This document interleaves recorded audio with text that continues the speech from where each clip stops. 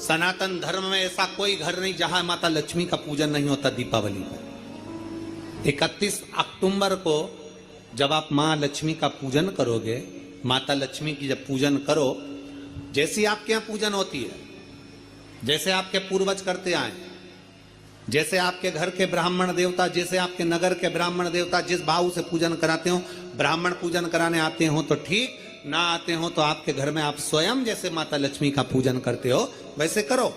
पर 2 दिन जो आपने धनतेरस पर जो सिक्का रखा है थाली में, वैसा की वैसा ही सिक्का आपने रूप 14 के दिन थाली में रखा है, वही की वही थाली दीपावली के दिन भी पूजन में जैसी आप पूजन जमाते हो वैसे की वैसे ही जमाओ, जैसे करते हो वैसे की वैसे ही करो। पर साथ में वो पूजन की थाली एक पाटे पर लाल वस्त्र बिछाकर, चौक पूर कर, बड़े प्रेम से अन्न का दाना रखकर वो थाली वापिस रखिए। और दीपावली के दिन भी वैसी की वैसे ही पूजन करना है। आप अपनी पूजन जैसे करते हो वैसा करो, पर साथ में वही कंकु, चावल, रोली, मोली, हल्दी सब चढ़ाकर भगवान को बड़े प्रेम से जो सिक्के रखे हैं उन सिक्कों की पूजन वैसी की वैसी करना है जो 2 दिन से आप करते आ रहे। बस इतना याद रखें कि दीपावली के दिन जो आप लक्ष्मी का पूजन करें, उसमें लक्ष्मी जी के सीधे हाथ की ओर घी का अखंड दीप, लंबी बत्ती का, और लक्ष्मी जी के उल्टे हाथ की तरफ तेल का, लंबी बाती का अखंड दीप जलाना। अखंड दीप माता लक्ष्मी का जला। लक्ष्मी जी के उल्टे हाथ पर काय का दिया आएगा? जम के बोलो, तेल का, लंबी बाती का, और सीधे हाथ पर काय का आएगा? घी का दिया। दोनों दीप अखंड जलाना है, जो रात्रि को जलें सुबह तक वो जलते रहें, ऐसा दीप पर ध्यान देना है। और माता लक्ष्मी की पूजन कर कर जो सिक्के आपने रखे हैं उस पर 5 या 7 कमलगट्टे, हल्दी की गठान, अमरबेल के टुकड़े। पर इस पूजन में आपको हरी मूंग, खड़ी जो मूंग आती है हरी, उसको भी थोड़ा सा समर्पित करना है, और खड़ा धना और गुड़ की थोड़ी सी डली ये भी समर्पित करना। जो कमल का पुष्प हो, जो पुष्प आपके पास में हो लाल कलर का, वो माता लक्ष्मी को समर्पित करना है। चावल सफेद नहीं, पीले कलर कर भगवान माता लक्ष्मी को समर्पित करना है। हल्दी और कुंकु माता लक्ष्मी को समर्पित करना है, और माँ को भोग लगाकर बड़े प्रेम से माता की आरती कर कर, झोली पसार कर प्रणाम करना है। प्रणाम कर कर जब आप पूजन पूर्ण हो जाए, बड़े प्रेम से आनंद से आप लोग भोजन आदि सब करने के बाद में रात्रि का जो समय रहे, दीपावली की रात्रि का 11 बजे के बाद 11:30 से लेकर 12:30 के बीच में प्रयास करना कि किसी भी एक वृक्ष के नीचे, या तो पीपल या बेलपत्र या आंवला, किसी भी एक वृक्ष के नीचे रात्रि के समय पर जाकर एक दीप अवश्य लगाना घी का, और वापिस लौट कर आकर प्रयास करना कि कोई एक सिक्का, कोई भी 1 रुपया 2 रुपया, कोई भी घर में चारों तरफ घुमाने के बाद वो सिक्का अपनी अलमारी में, तिजोरी में या दुकान में जिसमें आप रख सकते हो उसको रखना। फिर अगले वर्ष आपसे बात करेंगे कि वो तिजोरी खाली तो नहीं हुई, बाबा ने भंडार भर कर रखा कि नहीं, उसने भरा कि ना भरा। प्रयास करें लक्ष्मी पूजन का। बस पूजन जैसे करते हो, आपके जैसे ब्राह्मण ने बता दिया, जैसे माता पिता ने बता दिया, जैसे पूर्वजों ने बता दिया, जैसे घर में करते आए हो वैसी की वैसी लक्ष्मी पूजन करो। ज्यादा ढोंग प्रपंच में नहीं पड़ना, किसी ने कहा ऐसा कर दो ना, किसी ने कहा वैसा कर दो ना। अपने आनंद के साथ आप लक्ष्मी की साधारण पूजन जैसे करते आए हो वैसी की वैसे करो। बस वो सिक्के की पूजन आपको 5 दिन तक करना है। तो दीपावली के दिन कौन सा दिन हो जाएगा? 3रा दिन पूर्ण हो जाएगा। फिर बेलपत्री के वृक्ष के नीचे, आंवले के वृक्ष के नीचे जाकर विराजमान हो गई। पार्वती मैया तो पहले से ही बेलपत्री के नीचे है।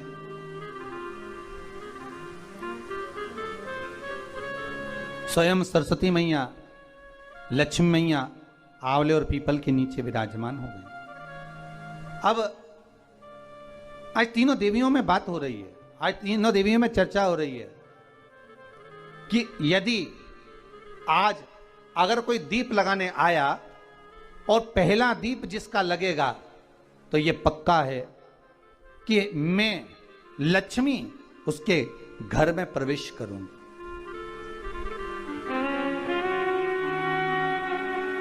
सरस्वती जी बोली, जो पहले बार दीप लगाने के लिए प्रथम में आएगा, मैं उससे अपनी सहेली बना लूंगी, उसको अपनी मित्र बना लूंगी।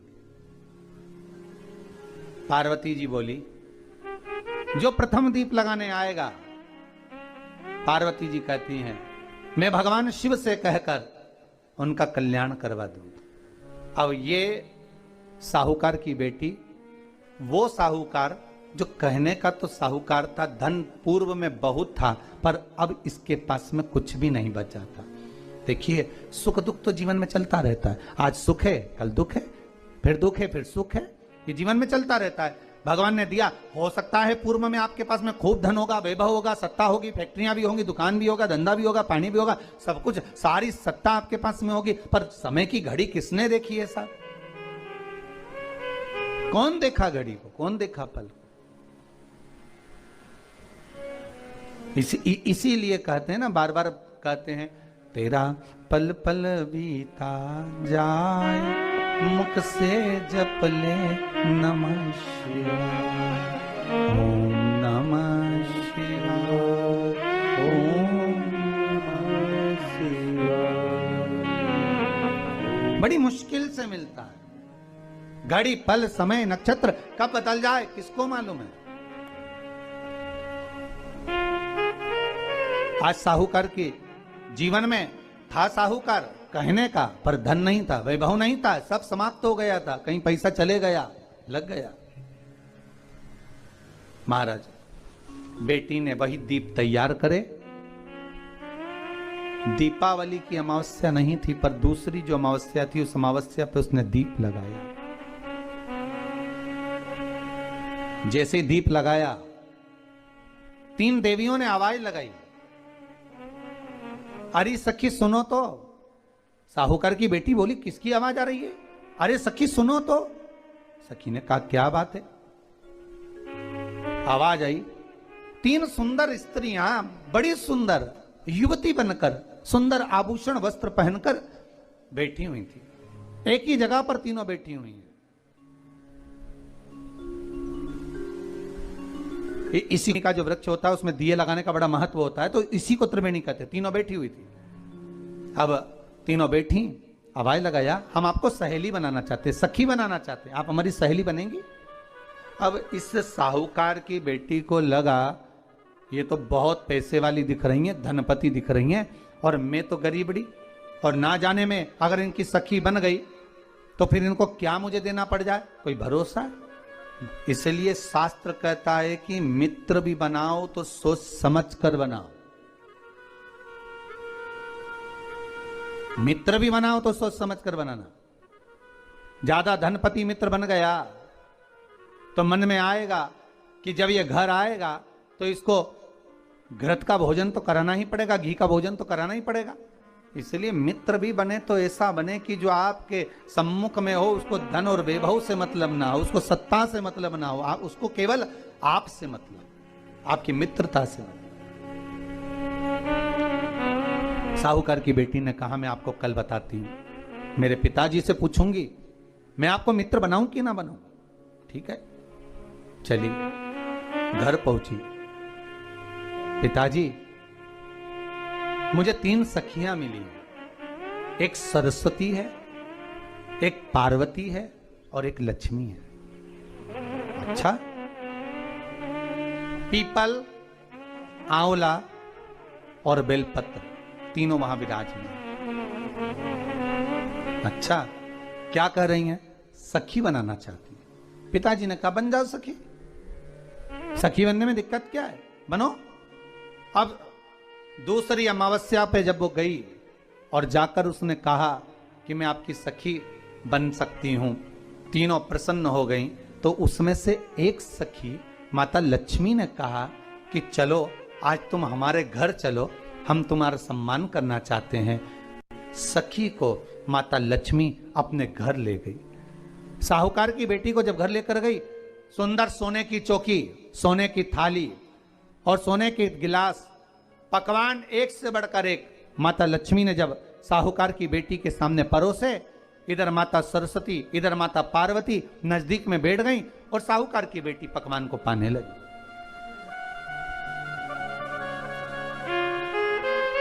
साहूकार की बेटी पकवानों को पा रही है, भोजन ग्रहण कर रही है। अब भोजन करने के बाद साहूकार की बेटी चली गई। अब जाते से ही माता लक्ष्मी जी ने कहा, सुनो सखी, अगली जो अमावस्या आ रही है, आपको मालूम है वो कौन सी अमावस्या है? नहीं।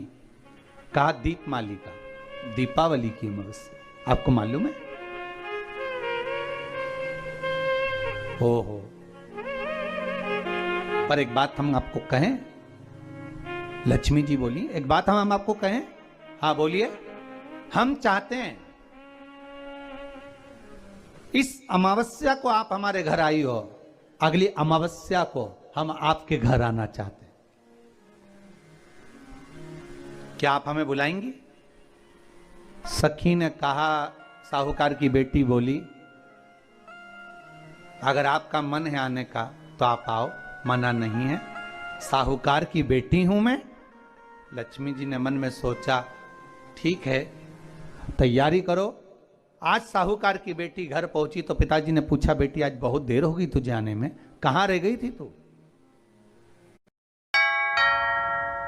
त्योहारों में एक काम अच्छा होता है, हर कोई अपनों से मिलता है। वाह, नानी स्पेशल। हाँ, कहां रह गई तू? बेटी कहती है, 3 सखियों के घर गई थी, आने में देरी हो गई, पर मेरी सहेली माता लक्ष्मी जी कह रही हैं कि अमावस्या के दिन मैं तुम्हारे घर में आऊंगी। तो पिताजी ने कहा, उसमें क्या दिक्कत है, तैयारी करो। तो पिताजी, घर में अपने खाने के लिए तो कुछ नहीं, तो माता लक्ष्मी को क्या खिलाएंगे?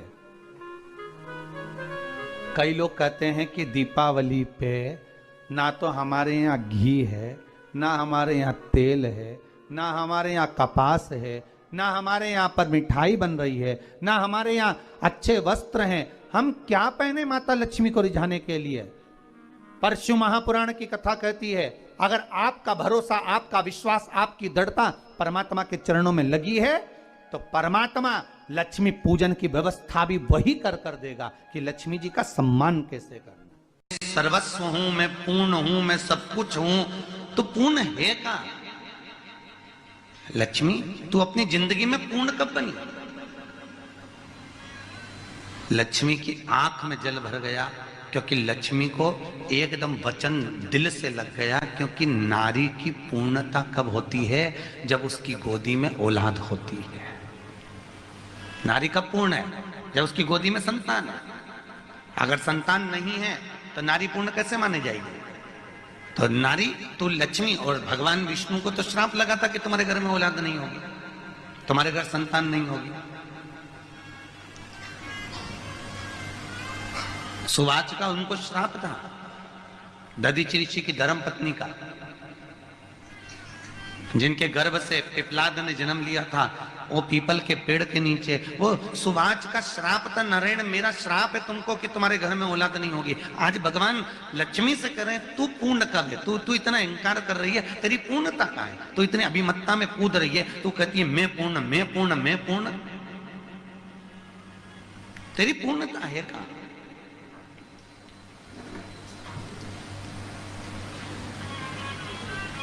महाराज, लक्ष्मी की आंख में जल भर गया। मायका छोड़कर लक्ष्मी सीधे सरस्वती के पास चली गई, ब्रह्माणी के पास में। सरस्वती ने पूछा, क्यों रो रही है, क्या हो गया, तेरी आंख में आंसू क्यों भरा हुआ है? सरस्वती, क्या बताऊं जीजी, वो लक्ष्मी बोली कि मेरे पति मुझको कह रहे हैं कि तू अपूर्ण है, तू पूर्ण नहीं है, तू पूर्ण नहीं है, तू अपूर्ण है।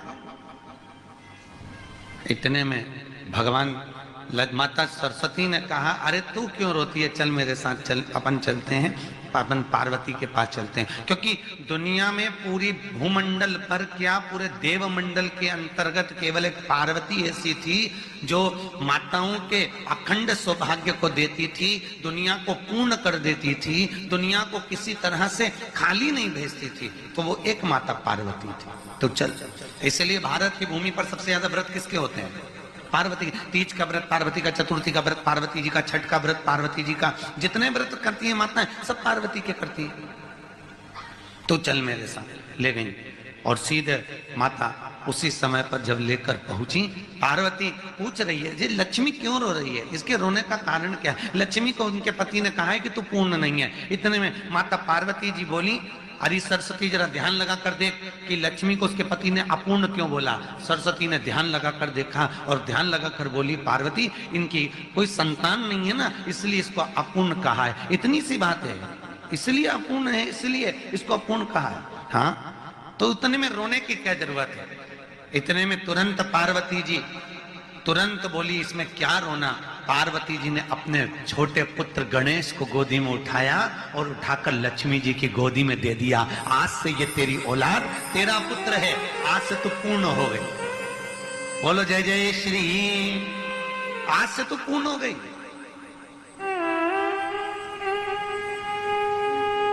कई लोगों के मन में संशय रहता है, एक बहुत बड़ा प्रश्न है, आपके बच्चे भी पूछेंगे मम्मी ये लक्ष्मी जी किसकी पत्नी है, किसकी पत्नी है। भगवान विष्णु की। और दीपावली के दिन पूजन तो गणेश जी के साथ होती है, दीपावली के दिन पूजन तो सरस्वती के साथ होती है। सरस्वती और गणेश से लक्ष्मी का संबंध क्या है। आपके बच्चे आपसे प्रश्न कर सकते हैं, मम्मी यहाँ भगवान विष्णु तो दिख ही नहीं रहे पूजन के मंडल में, कहीं भगवान विष्णु का फोटो नहीं दिख रहा मम्मी, यहाँ तो गणेश जी दिखते हैं, सरस्वती दिखती है और लक्ष्मी दिखती है, उनके पति को तो साथ में होना चाहिए। बच्चे प्रश्न करते हैं, या घर की कोई प्रतिमा को तो उनके साथ बिठाना चाहिए, भगवान विष्णु को क्यों नहीं बिठाते। उसका केवल एक कारण है, क्योंकि लक्ष्मी अगर नारायण के साथ में विराजमान है तो वो अपूर्ण है। कौन है वो? अपूर्ण। और हिंदू धर्म में दीपावली के दिन हर व्यक्ति को पूर्ण लक्ष्मी चाहिए, इसलिए गणेश जी के साथ उसकी पूजन करते हैं कि अब लक्ष्मी पूर्ण हो गई, अब लक्ष्मी पूर्ण है। भगवान विष्णु के साथ अगर पूजेंगे दीपावली के दिन, तो नारायण ने लक्ष्मी से कहा था तू अपूर्ण है, इसलिए लक्ष्मी नारायण के साथ बैठकर पूजाती नहीं वहां पर। महाराज सरस्वती मैया ने इनको पूर्ण करवाया था, इसलिए माता सरस्वती साथ में पूजाएगी। और गणेश जी उनकी गोदी में बैठे उनके पुत्र के रूप में, इसलिए लक्ष्मी की पूर्णता गणेश जी से है महाराज, गणेश जी से। इसलिए लक्ष्मी, सरस्वती और गणेश, इन तीनों की पूजन एक जगह पर होती है, क्योंकि इसकी पूर्णता ही कब है, जब गणेश उनकी गोद में विराजमान हो, जब गणेश जी उनके साथ में विराजमान हो, तब लक्ष्मी की पूर्णता है महाराज। दोस्तों अभी लास्ट ईयर ही मेरे